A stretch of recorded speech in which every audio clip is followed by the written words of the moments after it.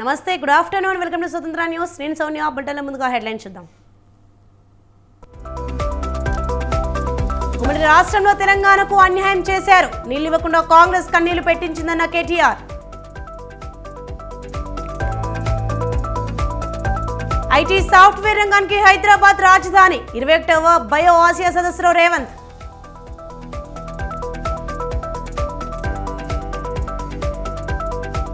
ఏలూరులో బీజేపీ బహిరంగ సభ, హాజరు కానున్న రాజ్నాథ్ సింగ్.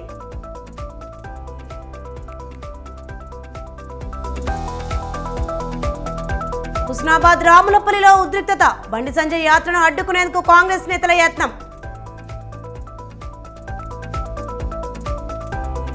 కుప్పంలో ఒంటరి ఏనుగు హల్చల్, ఏనుగును అడవిలోకి పంపేందుకు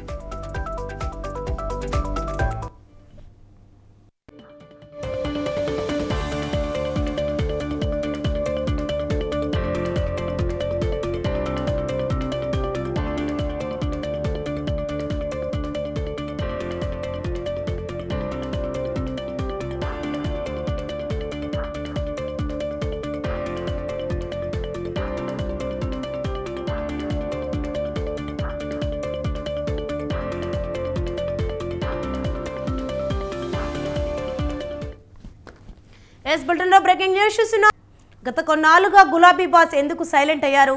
నల్గొండ సభతో బయటకు వచ్చిన కేసీఆర్ పార్టీ కార్యక్రమాల్లో ఎందుకు పాల్గొనడం లేదు? పార్లమెంట్ ఎన్నికలు దగ్గర పడుతున్న సభగా ఎందుకు ఉన్నారు? కేసీఆర్ సైలెంట్తో పార్టీలో జోష్ తగ్గిందా? Watch the story.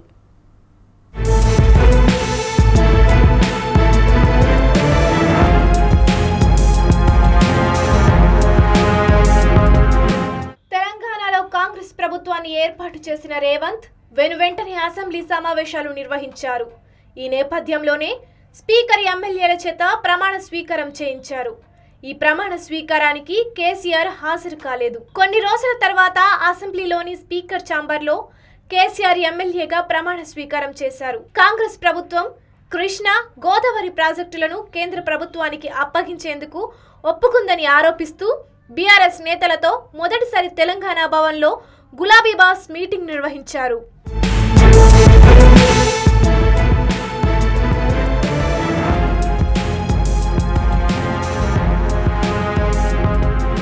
కృష్ణానది జలాల పరిరక్షణకు బీఆర్ఎస్ ఆధ్వర్యంలో నల్గొండలో భారీ బహిరంగ సభను నిర్వహించారు. ఆ సమావేశానికి కేసీఆర్ హాజరయ్యారు. రేవంత్ రెడ్డి నేతృత్వంలోని కాంగ్రెస్ ప్రభుత్వంపై తనదైన శైలిలో విమర్శలు చేశారు.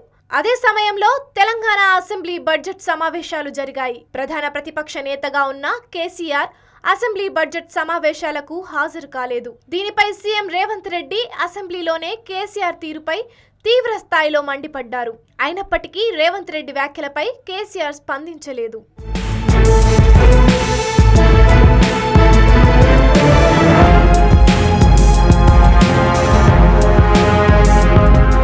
తెలంగాణ ఉద్యమ సమయంలోనూ అధికారంలో ఉన్నప్పుడు కేసీఆర్ పొలిటికల్ గా అనేక కార్యక్రమాలు చేపట్టారు. రాజకీయంగానూ ప్రత్యర్థులపై బలమైన విమర్శలు చేసేవారు. అధికారం కోల్పోయిన తర్వాత మాత్రం కేసీఆర్ అందుకు భిన్నంగా వ్యవహరిస్తున్నారనే చర్చ నడుస్తోంది. తెలంగాణలో అధికారం కోల్పోయిన తర్వాత తెలంగాణ భవన్ వేదికగా పార్లమెంట్ నియోజకవర్గాల వారీగా సన్నాహక సమావేశాలు నిర్వహించారు. ఈ సమావేశాలు కేటీఆర్, హరీష్ రావు ఆధ్వర్యంలోనే జరిగాయి. ఆ తర్వాత అసెంబ్లీ నియోజకవర్గ సన్నాహక సమావేశాలను బీఆర్ఎస్ నిర్వహిస్తోంది. అయినప్పటికీ పార్టీ కార్యక్రమాల్లో కేసీఆర్ ఎక్కడా పాల్గొనడం లేదు. పార్లమెంటు ఎన్నికలు దగ్గర పడుతున్నా గులాబీ బాస్ ఎందుకు స్తబ్దతగా ఉన్నారనే టాక్ వినిపిస్తోంది.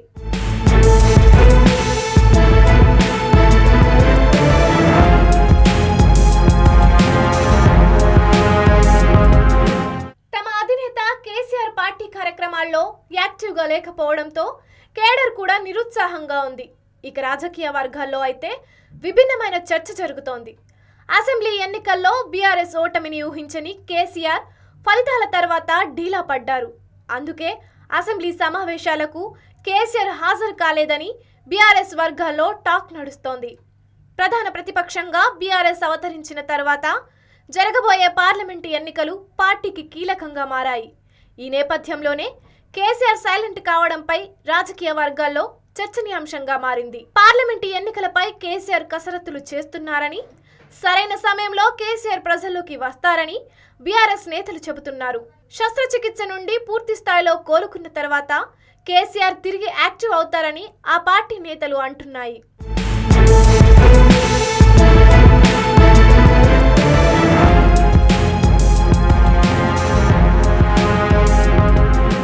అధికారంలో ఉన్నప్పుడు ప్రభుత్వ పార్టీ కార్యక్రమాలతో హడావిడిగా ఉండే కేసీఆర్ ప్రతిపక్షంలోకి రాగానే ఒక్కసారిగా సైలెంట్ కావడంతో ఆయన స్ట్రాటజీపై రాజకీయ వర్గాల్లో జోరుగా చర్చ జరుగుతోంది. ప్రస్తుతం సైలెంట్ గా ఉన్న గులాబీ బాస్ పార్లమెంటు ఎన్నికల షెడ్యూల్ వచ్చే నాటికి యాక్టివ్ అవుతారా లేదా అనేది చూడాలి.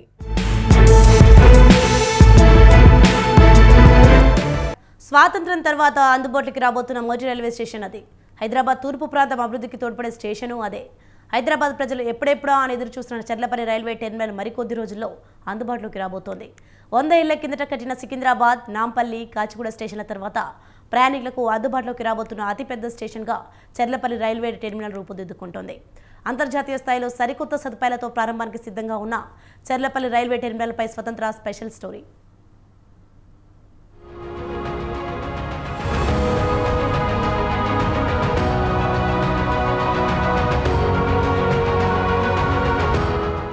నిత్యం ఏదో ఒక ట్రాకుల మీద పరుగులు పెట్టే రైళ్లకు కేర్ ఆఫ్ అడ్రస్ రైల్వే స్టేషన్లు.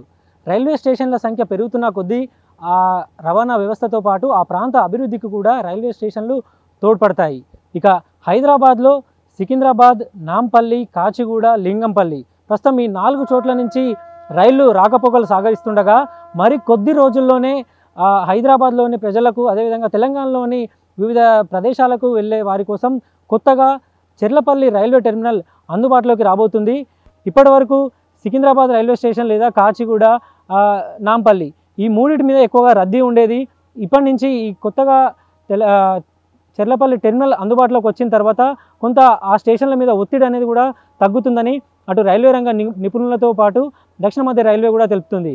ఇక అంతర్జాతీయ స్థాయిలో రూపుదిద్దుకుంటున్న ఈ టెర్మినల్లో ఎలాంటి విశేషాలు ఉన్నాయి, ఎంత మేర అంతర్జాతీయ స్థాయి ఇక్కడ సౌకర్యాలు కల్పించారనేది ఒకసారి చూద్దాం.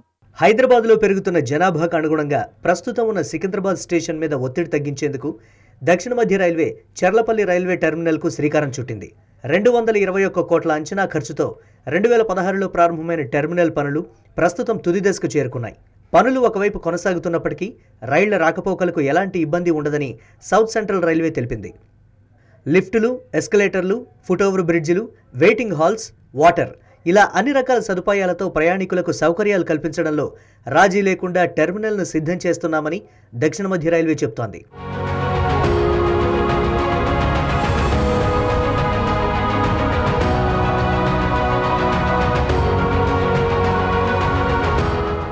ప్రస్తుతం సికింద్రాబాద్ రైల్వే స్టేషన్ ద్వారా రోజుకు 250కి పైగా రైళ్లు రాకపోకలు సాగిస్తూ ఉండగా 150,000 మంది ప్రయాణం చేస్తున్నారు.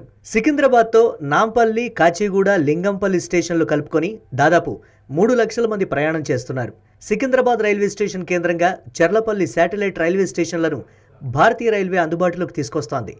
ఇప్పటి వరకు 300 కోట్ల వరకు టెర్మినల్ కోసం ఖర్చు కాగా కేంద్రమే పూర్తి స్థాయిలో నిర్మిస్తోంది. సికింద్రాబాద్ రైల్వే పార్కింగ్ అనుభవాలను దృష్టిలో పెట్టుకుని చర్లపల్లిలో పార్కింగ్కు ఎలాంటి ఇబ్బంది రాకుండా చూస్తోంది. ఒకేసారి 350 కార్లు, 500 వరకు 2 వీలర్లు పార్కింగ్ చేసుకునేలా ఏర్పాట్లు చేస్తున్నామన్నారు.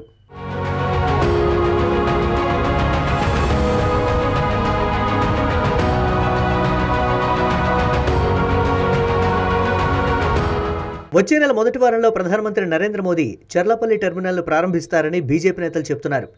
కొత్త టెర్మినల్ అందుబాటులోకి వస్తే ఘట్కేసర్, ఉప్పల్, ఈసీఐఎల్, రాంపల్లి, మల్లాపూర్, చెంగిచెర్ల, హైదరాబాద్ తూర్పు ప్రాంత ప్రజలకు చర్లపల్లి స్టేషన్ ఉపయోగకరంగా ఉంటుంది. చర్లపల్లి మీదుగా సికింద్రాబాద్ వెళ్లే రైళ్లు సికింద్రాబాద్లో ప్లాట్ఫామ్ దొరక్క అరగంటకు పైగా చర్లపల్లి స్టేషన్లోనే ఆగుతున్నాయి.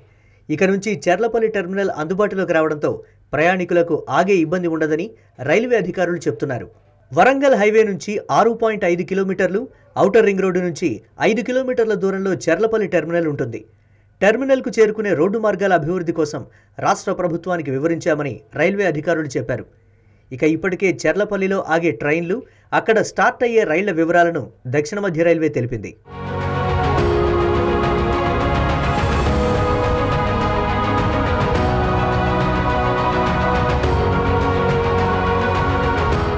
ఇక Shalimar Hyderabad, Chennai central Hyderabad express, Gorakhpur Secunderabad express రైళ్లు చర్లపల్లి స్టేషన్ నుంచి బయలుదేరతాయి.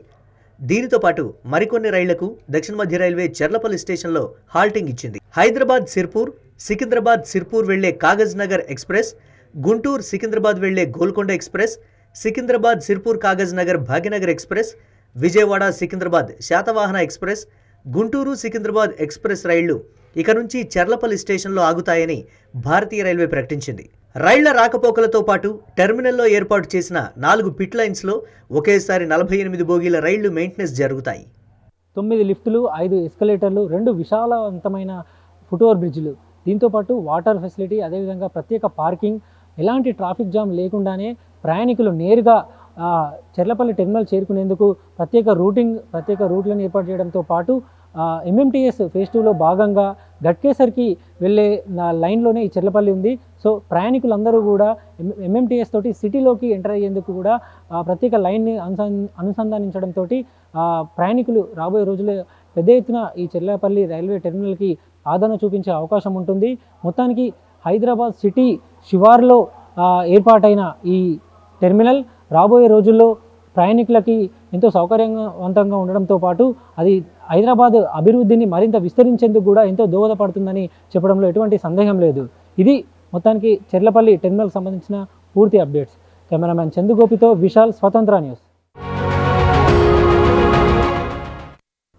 ఉమ్మడి ఏపీలో నీళ్లు ఇవ్వకుండా కాంగ్రెస్ కన్నీళ్లు పెట్టించిందని బీఆర్ఎస్ వర్కింగ్ ప్రెసిడెంట్ కేటీఆర్ అన్నారు. కాంగ్రెస్ గతంలో చేపట్టిన జలయజ్ఞాన్ని ధనయజ్ఞంగా మార్చారని విమర్శించారు. మేడిగడ్డలో 3 పిల్లర్లు కుంగితే బ్యారేజీ మొత్తం కొట్టుకుపోయినట్లు చెబుతున్నారని మండిపడ్డారు. మార్చి 1 నుంచి బీఆర్ఎస్ చలో మేడిగడ్డ కార్యక్రమం నిర్వహిస్తామని కేటీఆర్ అన్నారు. బీఆర్ఎస్ ప్రజా ప్రతినిధితో చలో మేడిగడ్డ చేపడతామని చెప్పారు. కాళేశ్వరం ప్రాజెక్టు సమగ్ర స్వరూపాన్ని ప్రజలకు చూపెడతానని కేటీఆర్ స్పష్టం చేశారు. అంటే ఒక మేడిగడ్డ మాత్రమే అన్నట్టు, కాళేశ్వరం అంటే ఒక బరాజ్ మాత్రమే అన్నట్టు కొంతమంది తెలిసి కూడా కావాలని ప్రజల్ని తప్పుదోవ పట్టించడానికి కూడా మాట్లాడుతున్న పరిస్థితి. అసలు కాళేశ్వరం అంటే ఏమిటి అనేది రాష్ట్ర ప్రజలకు ఈరోజు చెప్పదలుచుకున్నాం. దాంతోపాటు తప్పకుండా రాష్ట్ర ప్రజలకు, అదేవిధంగా కొంతమంది తెలియక మాట్లాడుతున్న వాళ్ళకు కూడా సజీవంగా చూపెట్టాలన్న ఉద్దేశంతో మేము మేడిగడ్డకు కూడా బయలుదేరిపోబోతా ఉన్నాం.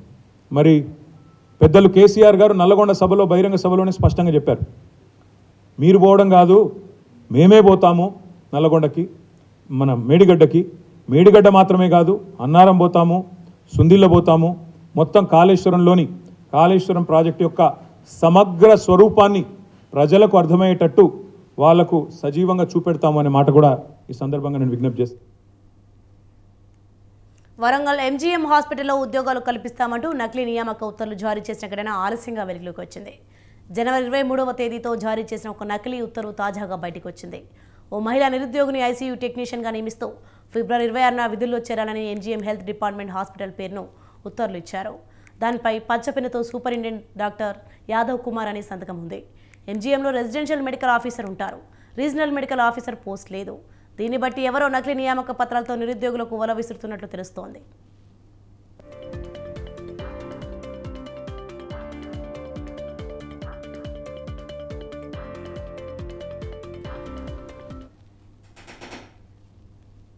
SKV Bulletin updates. For more updates, keep watching Swatantra News.